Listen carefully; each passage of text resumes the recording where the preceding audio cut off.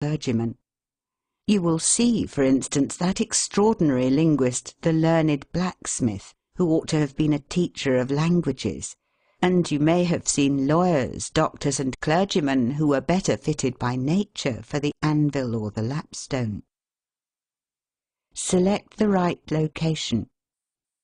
After securing the right vocation, you must be careful to select the proper location. You may have been cut out for a hotel keeper, and they say it requires a genius to know how to keep a hotel. You might conduct a hotel like clockwork and provide satisfactorily for 500 guests every day. Yet if you should locate your house in a small village where there is no railroad communication or public travel, the location would be your ruin. It is equally important that you do not commence business where there are already enough to meet all demands in the same occupation. I remember a case which illustrates this subject. When I was in London in 1858, I was passing down Holborn with an English friend and came to the penny shows. They had immense cartoons outside, portraying the wonderful curiosities to be seen, all for a penny. Being a little in the show line myself, I said, "Let us go in here." We soon found ourselves in the presence of the illustrious showman, and he proved to be the sharpest man in that line I had ever met. He told us some extraordinary stories in reference to his bearded ladies, his albinos, and his armadillos, which we could hardly believe, but thought it better to believe it than look after the proof. He finally begged to call our attention to some wax statuary, and showed us a lot of the dirtiest and filthiest wax figures imaginable. They looked as if they had not seen water since the deluge. "What is there so wonderful about your statuary?" I asked. "I beg you not to speak so satirically," he replied. "Sir, these are not Madame Tussaud's wax figures, all covered with gilt and tinsel and imitation diamonds, and copied from engravings and photographs. Mine, sir, were taken from life. Whenever you look upon one of those figures, you may consider that you are looking upon the living individual." Glancing casually at them, I saw one labelled Henry VIII, and feeling a little curious upon seeing that it looked like Calvin Edson, the living skeleton, I said, "Do you call that Henry VIII?" He replied, "Certainly, sir. It was taken from life at Hampton Court by special order of His Majesty on such a day." He would have given the hour of the day if I had insisted. I said, "Everybody knows that Henry VIII was a great stout old king, and that figure is lean and lank. What do you say to that?"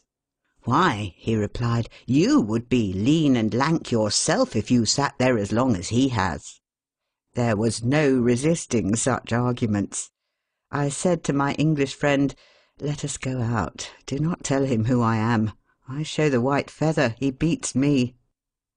He followed us to the door, and seeing the rabble in the street, he called out, "Ladies and gentlemen, I beg to draw your attention to the respectable character of my visitors," pointing to us as we walked away. I called upon him a couple of days afterwards, told him who I was, and said, "My friend, you are an excellent showman, but you have selected a bad location." He replied, "This is true, sir. I feel that all my talents are thrown away. But what can I do?" "You can go to America," I replied. "You can give full play to your faculties over there. You will find plenty of elbow room in America. I will engage you for 2 years. After that you'll be able to go on your own account." He accepted my offer and remained 2 years in my New York museum. He then went to New Orleans and carried on a travelling show business during the summer. Today he is worth $60,000, simply because he selected the right vocation and also secured the proper location. The old proverb says, 3 removes are as bad as a fire. But when a man is in the fire, it matters but little how soon or how often he removes. Avoid debt. Young men starting in life should avoid running into debt. There is scarcely anything that drags a person down like debt. It is a slavish position to get in, yet we find many a young man hardly out of his teens running in debt. He meets a chum and says, "Look at this, I have got trusted for a new suit of clothes." He seems to look upon the clothes as so much given to him. Well, it frequently is so, but if he succeeds in paying and then gets trusted again, he is adopting a habit which will keep him in poverty through life. Debt robs a man of his self-respect and makes him almost despise himself. Grunting and groaning and working for what he has eaten up or worn out, and now, when he is called upon to pay up, he has nothing to show for his money, this is properly termed working for a dead horse. I do not speak of merchants buying and selling on credit, or of those who buy on credit in order to turn the purchase to a profit. The old Quaker said to his farmer son, "John, never get trusted, but if thee gets trusted for anything, let it be for manure, because that will help thee pay it back again." Mr. Beecher advised young men to get in debt if they could to a small amount in the purchase of land in the country districts. If a young man, he says, will only get in debt for some land and then get married, these two things will keep him straight, or nothing will. This may be safe to a limited extent, but getting in debt for what you eat and drink and wear is to be avoided. Some families have a foolish habit of getting credit at the stores, and thus frequently purchase many things which might have been dispensed with. It is all very well to say, "I have got trusted for 60 days, and if I don't have the money, the creditor will think nothing about it." There is no class of people in the world who have such good memories as creditors. When the 60 days run out, you will have to pay. If you do not pay, you will break your promise, and probably resort to a falsehood.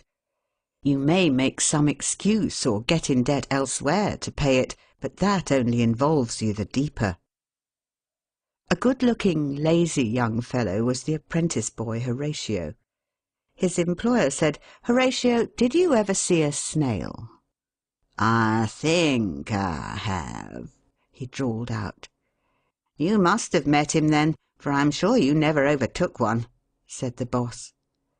Your creditor will meet you or overtake you and say, "Now, my young friend, you agreed to pay me. You have not done it. You must give me your note." You give the note on interest, and it commences working against you. It is a dead horse. The creditor goes to bed at night and wakes up in the morning better off than when he retired to bed, because his interest has increased during the night, but you grow poorer while you are sleeping, for the interest is accumulating against you. Money is in some respects like fire. It is a very excellent servant, but a terrible master.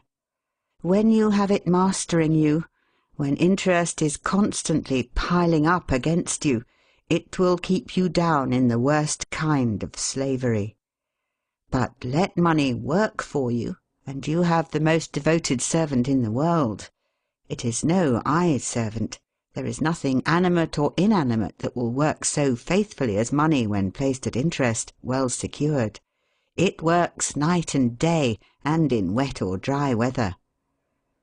I was born in the Blue Law State of Connecticut, where the old Puritans had laws so rigid that it was said they fined a man for kissing his wife on Sunday. Yet these rich old Puritans would have thousands of dollars at interest, and on Saturday night would be worth a certain amount. On Sunday they would go to church and perform all the duties of a Christian. On waking up on Monday morning, they would find themselves considerably richer than the Saturday night previous, simply because their money placed at interest had worked faithfully for them all day Sunday, according to law. Do not let it work against you. If you do, there is no chance for success in life so far as money is concerned. John Randolph, the eccentric Virginian, once exclaimed in Congress, "Mr. Speaker, I have discovered the philosopher's stone. Pay as you go." This is indeed nearer to the philosopher's stone than any alchemist has ever yet arrived. Persevere. When a man is in the right path, he must persevere. I speak of this because there are some persons who are born tired, naturally lazy and possessing no self-reliance and no perseverance. But they can cultivate these qualities, as Davy Crockett said, "This thing remember when I am dead, be sure you are right, then go ahead." It is this go-aheaditiveness, this determination not to let the horrors or the blues take possession of you so as to make you relax your energies in the struggle for independence, which you must cultivate. How many have almost reached the goal of their ambition, but, losing faith in themselves, have relaxed their energies, and the golden prize has been lost for ever? It is, no doubt, often true, as Shakespeare says, "There is a tide in the affairs of men, which, taken at the flood, leads on to fortune." If you hesitate, some bolder hand will stretch out before you and get the prize. Remember the proverb of Solomon, "He becometh poor that dealeth with a slack hand, but the hand of the diligent maketh rich." Perseverance is sometimes but another word for self-reliance. Many persons naturally look on the dark side of life